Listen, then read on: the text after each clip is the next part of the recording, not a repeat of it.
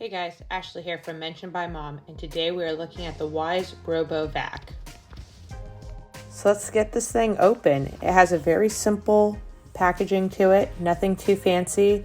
Right off the top we have our instruction manual readily available to reference for everything we need to know. So as we lift up the cardboard, we have the actual vacuum in a plastic sleeve with the detached brushes underneath it. As you can see, these just pop right on. As we continue in the box, we come across the charging base station that is in there, and then also the included plug.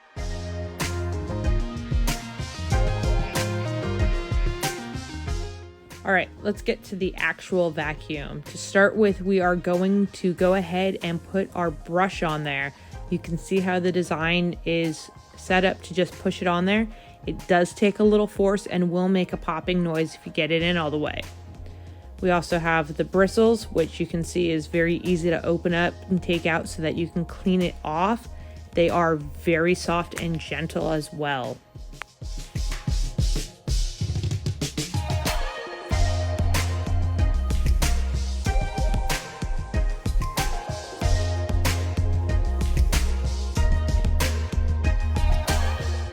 All right, let's get this thing flipped over.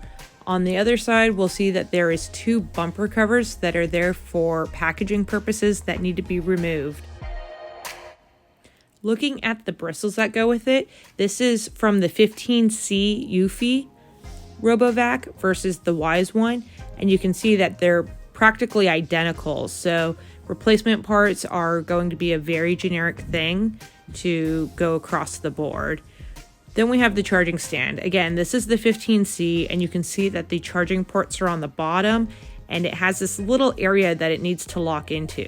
On top of that, the cord just kind of tucks into the back, making it so that it pops away from the wall quite often, and gets a little frustrating no matter how you kind of do it. Versus the Wyze charging one, where we see that the pads are on the side instead, and it has nothing that it needs to lock into.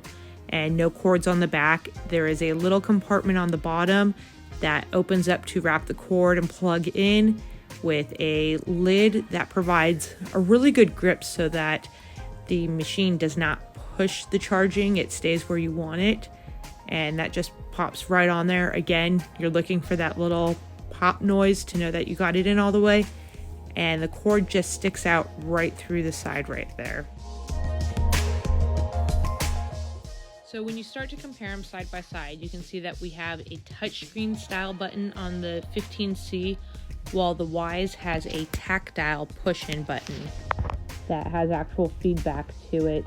Both vacuums have about the same height that they can clear in regards to area rugs and whatnot. As we look at the Wyze, we can lift up the lid to get access to the dust bin that does announce when it's been removed. Here we have the filter, which is easy to just wipe off, and then once we've cleaned it, put it right back in. It'll tell us when we have it in place. We also have an onboard tool that has a brush to be able to clean off the filter, and a little cutting tool to remove any hair that may be stuck to the roller.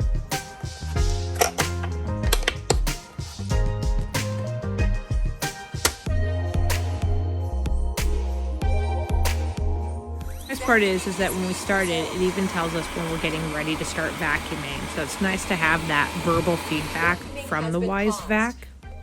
So looking at the 15C, when we push the buttons, they just beep for us. The dustbin is in the back instead, so it's easily accessible without lifting anything, but it is a little harder to put it in as it's more sensitive to being lined up correctly. Also, between the two vacuums, we see the bumpers for it. The Wyze is very soft, whereas the Eufy is a little stiffer of a bumper, to be honest.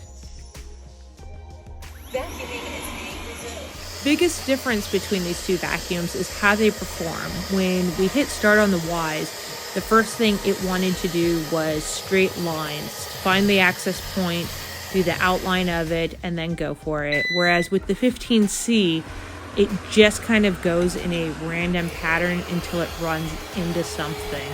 So it's a little more chaotic in its performance, but works just as well. The probably biggest difference in how these two vacuums work is how smart they are. With the 15C, when I told it to go back to its charging station, you can see that it really just kind of is confused, and it'll eventually get there, but it takes the scenic route for sure. Whereas when we told the Wyze Vac it was time to go charge, it took a second to take a layout of the room, as it still hasn't been set up in the app yet, so the mapping has not been done. But then it was very clean in how it just goes back to its charging station.